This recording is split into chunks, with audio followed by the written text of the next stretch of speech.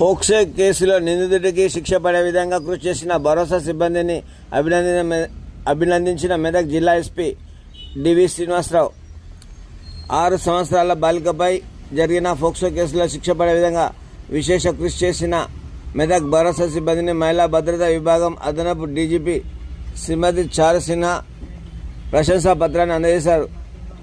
మంగళవారం నాడు మెదక్ జిల్లా పోలీసు ప్రధాన కార్యాలయంలో జిల్లా ఎస్పీ డివి శ్రీనివాసరావు, అదనపు ఎస్పీ మహేందర్లు భరోసా సిబ్బందిని అభినందించారు.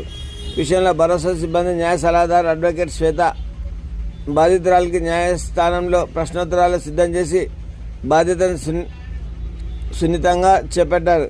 చిన్నారికి ఆ బాధాకరమైన సంఘటనలు మళ్ళీ గుర్తు చేయడం ఎంత కష్టమవుతుందో అర్థం చేసుకొని ఆమెకు పూర్తి భద్రతతో స్నేహపూర్వక వాతావరణంలో ధైర్యంగా వ్యక్తీకరించేలా మార్గనిర్దేశం చేశారు. ఈ తీర్పు భరోసా కేంద్రం యొక్క న్యాయ, మానసిక మరియు సాంకేతిక సేవలపై అంకిత భావాన్ని ప్రతిబింబిస్తుందని, భవిష్యత్తులో బాధితులకు న్యాయం చేసే విధంగా మానసిక బలాన్ని అందించేందుకు భరోసా కేంద్రం కృషి చేస్తుందని అన్నారు.